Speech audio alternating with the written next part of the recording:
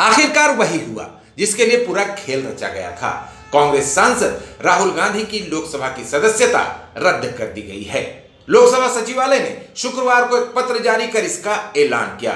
मोदी सरकार ने राहुल गांधी को चोर कहने की सजा दी है। बीजेपी और आरएसएस के इस खेल में अदालत भी शामिल है। कहने को तो देश में दर्जनों विपक्षी पार्टियां और उनके सैकड़ों राष्ट्रीय नेता हैं, लेकिन मोदी सरकार और बीजेपी और आरएसएस से सिर्फ एक ही आदमी लड़ रहा है और वो है राहुल गांधी, जिनका मुंह बंद करने के लिए बीजेपी सरकार ने अब उन्हें लोकसभा से निकाल बाहर किया है।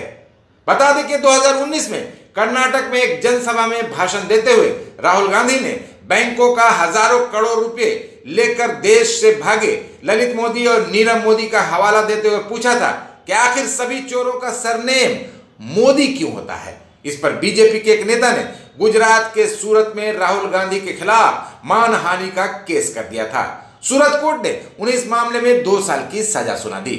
सूरत के जज ने सब कुछ बीजेपी के गेम प्लान के मुताबिक किया है। उन्होंने राहुल गांधी को 2 साल की सजा इसलिए दी थी ताकि बीजेपी की इच्छा पूरी हो जाए और राहुल गांधी को लोकसभा से बाहर निकाल दिया जाए। सूरत कोर्ट के फैसला सामने आते ही लोकसभा स्पीकर ओम बिरला का दफ्तर फौरन हरकत में आ गया और महज कुछ ही घंटे में उनकी सदस्यता खत्म कर दी। गौरतलब है कि सुप्रीम कोर्ट ने 2013 में फैसला दिया था कि अगर किसी जनप्रतिनिधि जैसे विधायक या सांसद को 2 साल या उससे ज्यादा की सजा दी जाती है तो उसकी सदस्यता रद्द कर दी जाएगी। लेकिन साथ ही इस फैसले में यह भी कहा था कि अगर वो ऊपरी अदालत में अपील करता है तो उसकी सदस्यता नहीं जाएगी। लेकिन यहां तो अपील करने से पहले ही राहुल गांधी की सदस्यता खत्म कर दी गई। खेल तो आप समझ ही रहे होंगे। मोदी सरकार ने कोर्ट और लोकसभा स्पीकर की मदद से जिस तरह से राहुल गांधी की सदस्यता खत्म की है उससे साफ लग रहा है कि नरेंद्र मोदी और उनकी सरकार राहुल गांधी से डर गई है। भारत जोड़ो यात्रा को जिस तरह से कामयाबी मिली है और इस दौरान देश भर के लोगों ने जिस तरह से राहुल गांधी पर अपना प्यार न्यौछावर किया है उससे आरएसएस, बीजेपी और नरेंद्र मोदी घबरा गए हैं।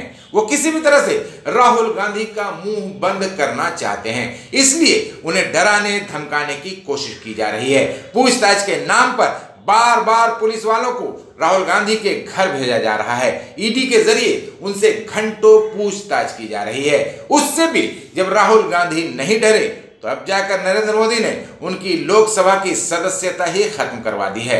हालांकि जानकारों का मानना है कि नरेंद्र मोदी और अमित शाह का राहुल गांधी की लोकसभा की सदस्यता खत्म करने का यह कदम गलत पड़ गया है, क्योंकि इससे राहुल गांधी को कोई फर्क नहीं पड़ेगा। उल्टे लोगों के बीच ये संदेश जाएगा कि बीजेपी और मोदी सरकार राहुल गांधी से इतना डर गई है कि एक झूठे मामले में फंसाकर उनकी सदस्यता खत्म करवा दी। 2024 में लोकसभा का चुनाव होने वाला है। मोदी सरकार वैसे भी लोकसभा और राज्यसभा को चलने नहीं दे रही है। ऐसे में राहुल गांधी सांसद सदस्य रहें या ना रहें उन्हें कोई फर्क नहीं पड़ता है, बल्कि अब तो उन्हें जनता के बीच जाने का ज्यादा मौका मिल जाएगा। वो जनता को बता पाएंगे कि अडानी को बचाने के लिए नरेंद्र मोदी ने लोकसभा से उन्हें बाहर कर दिया है।